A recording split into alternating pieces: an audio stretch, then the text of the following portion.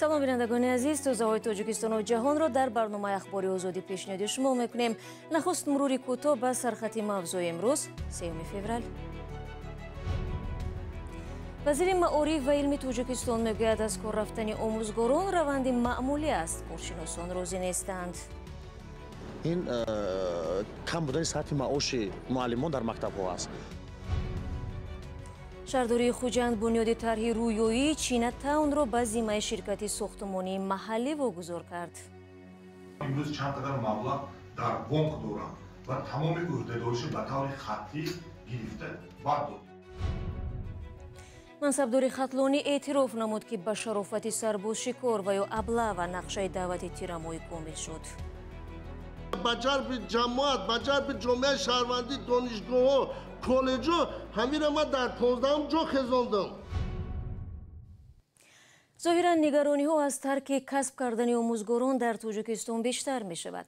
мақомот аз ҷумла вазири маориф бовар доранд, ки ин як раванди маъмулӣ аст, ҳарчанд баъзеҳо аз вазъи пешомада бонги изтироб мезананд. дар нишасти вазорати маориф ва илм дар душанбе дар ин бора чӣ гуфтанд Муллораҷаб Юсуфӣ ва Нигораи Фазлиддин бо ҷузъиёти бештар. ин як чизи нав нест, ин ҳамасола ҳаст. بیشتر خبرنگاران برای پاسخ پیدا کردن به یک سوال به این نشست آمدند: چرا یک قسم آموزگاران در تاجیکستان ترک کسب میکنند؟ برخی گفتند این کار به یک فاجعه تبدیل شده است. معلم مثلا معلم تربیت جسمانی تاریخ درس میدن یا یکم فن دیگر. این که مثلا معلم نمیرسد، جناب استاد من فکر میکنم این به هر فاجعه رسیده و ما کوشش میکنیم که مؤسسات تحصیلات میانه کسبی ما. وزیر معارف با یک خونسردی ترک ساحه کردن یک قسم آموزگاران را تصدیق کرد، اما گفت این یک روند معمولی است. در مسئله ترک آموزگاران من در اول گفتم اینا گوناگون است، موجبات است، نفقه است، فوت است، بیماری است، عوض نمودن جای زیست است. خیلی طبیعی است که حالتی است که قانع کننده نیست. طبق آمار رسمی، فعلا مکتب‌های تاجیکستان به 1124 آموزگار احتیاج دارند. این آمار همه ساله کم و زیاد می شود، هرچند سالانه تا 16,000 نفر رشته‌های آموزگاری مکاتب عالی را ختم می‌کنند، اما با وجود این کمبود آموزگار در کشور کم نمی شود. دلیل اصلی از تاجیکستان رفتن آموزگارا این کم بودن سطح معاش معلمان در مکتب‌ها است. طبق آمار رسمی در تاجیکستان قریب 129,000 آموزگار فعالیت می‌کنند. معاش یک آموزگار با معلومات عالی و تجربه کاری تا 1030 سامانه یا کمی بیشتر از $91 مقرر شده است. آموزگاری که تازه دانشگاه را ختم کرده به مکتب می رود 759 سامانه یا $67 معاش می گیرد. از ماه ینور امسال این مبلغ 20% زیاد شد. متخصصان با اشاره به این سطح معاش تاکید می کنند که تا معاش آموزگار برای تأمین زندگیش نرسد، فرار مغزها از بخش معارف ادامه خواهد کرد. مولارجب یوسفی، نگاره فضل‌الدین، آزادی دوشنبه. барномаро бо мавзӯи дигар пай мегирем. дар ҳоле ки омбудсмани тоҷик аз беҳбудии вазир риояи ҳуқуқи инсон дар Тоҷикистон хабар медиҳад, бархи созмонҳои байналмилалӣ ва коршиносон баръакси онро мегӯянд. рӯзи 3 феврал умед бобозода, раиси идораи ваколатдор оид ба ҳуқуқи инсон гуфт онҳо нигарониҳо аз вазъи ҳуқуқи башарро дар кишвар пайгирӣ мекунанд ва ба ҳар дархости сокинон дар робита ба ин масъала посух мегардонанд. Алишер Зарифӣ ва Барод Юсуфӣ гузориш доранд. ваколатдори ҳуқуқи инсон гуфт вазъи ҳуқуқи башар дар тоҷикистон дар соли гузашта назар ба солҳои пеш беҳбуд ёфтааст. гуфта шуд, ин арзёбӣ дар асоси мониторинг ва санҷиши масъала дар мақомоти мухталиф ба миён омадааст.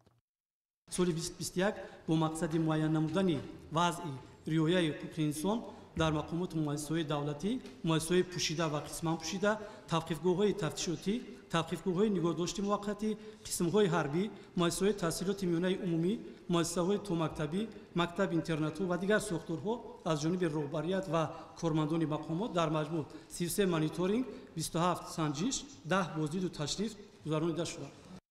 ваколатдори ҳуқуқи инсон гуфт, дар соли гузашта ба ин ниҳод 1951 шикоят ворид шуда, бархе аз онҳо мусбат ҳал шуданд. این در حالی است که سازمان دیدبان حقوق بشر یا Human Rights Watch در گزارش سالانه خود گفت وضع حقوق انسان در تاجیکستان نظر به سال گذشته بدتر شده است. دیدبان میگوید شرایط بد زندان و شکنجه در آن دوام دارد و زندانهای تاجیکستان همچنان پرازدحام هستند و زندانیان معمولا دچار بدرفتاری میشوند. چنین ارزیابی را وکالتدار عاید به حقوق انسان به پایه خواند.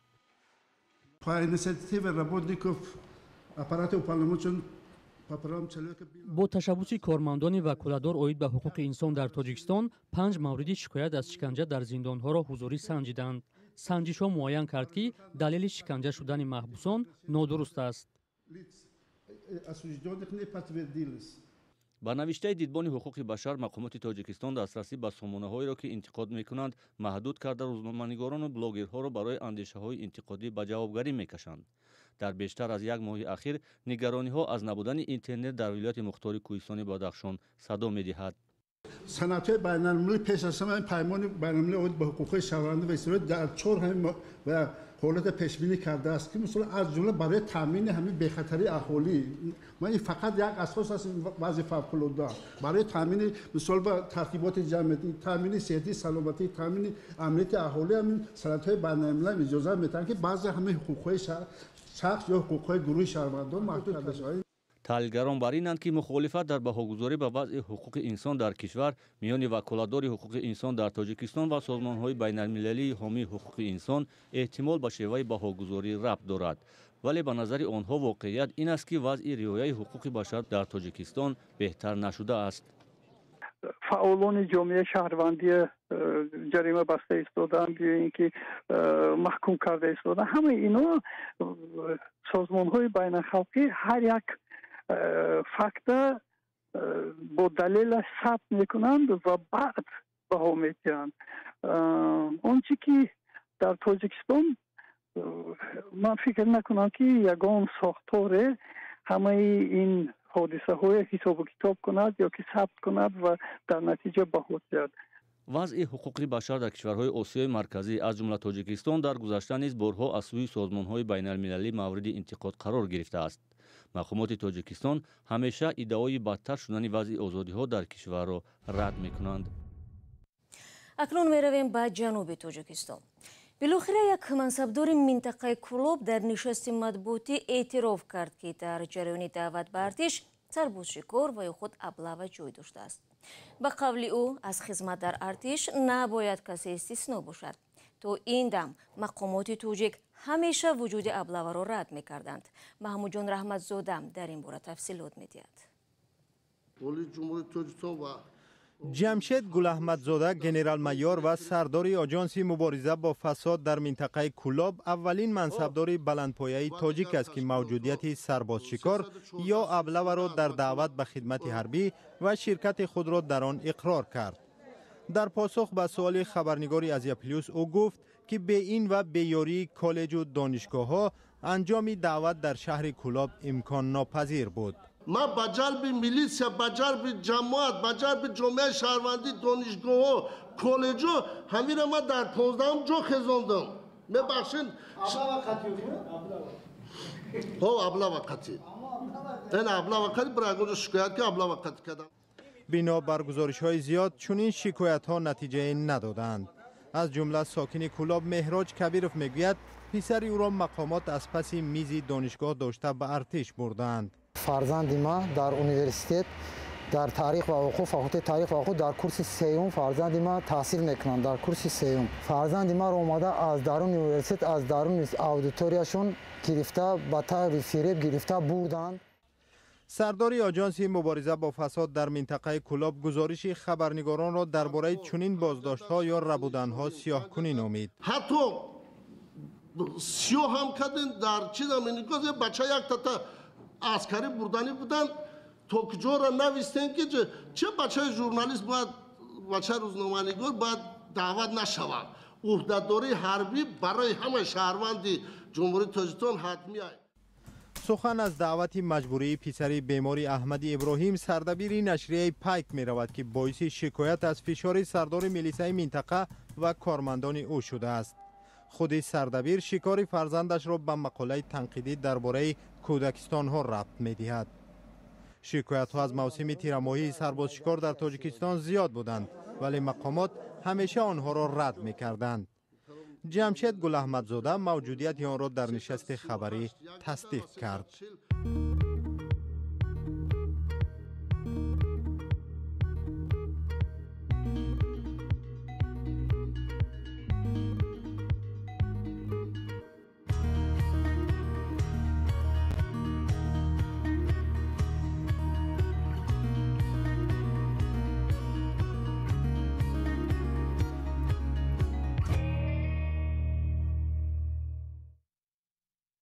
شما برنامه اخباری آزادی را تماشا دارید و گزارشی نوبتی ما از ولایت سوغد است.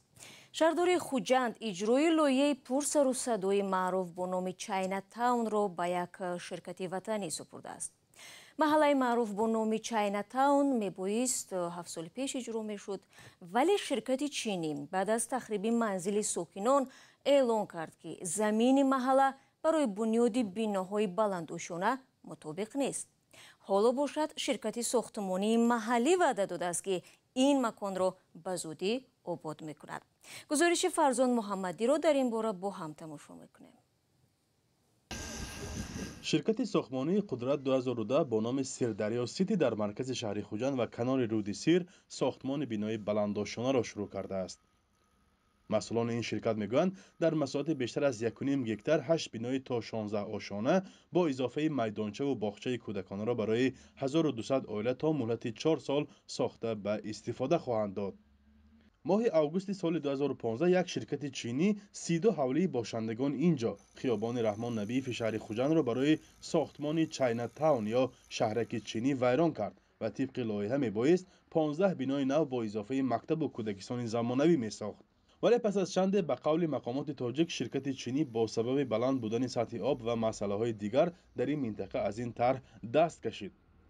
مسئله‌های دیگری بین مقامات تاجیکستان و شرکت چینی و ضرری که از این طرح اجرا نشده پیش آمد روشن نیست.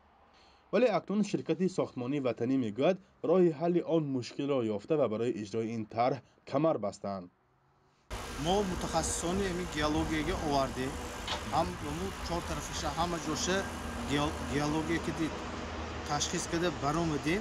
ها گفتن میشه همینجور ساخته میشه گفتن بود بعد آغاز کار رو سر کنیم.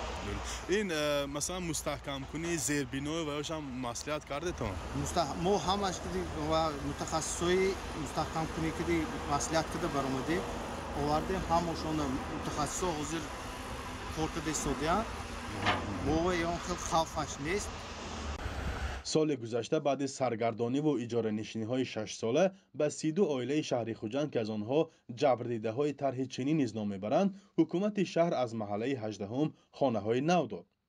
حالا مقامداران شهر خوجند میگویند زیانی را که از شرکت چینی برداشته بودند اکنون شرکت وطنی جبران خواهد کرد.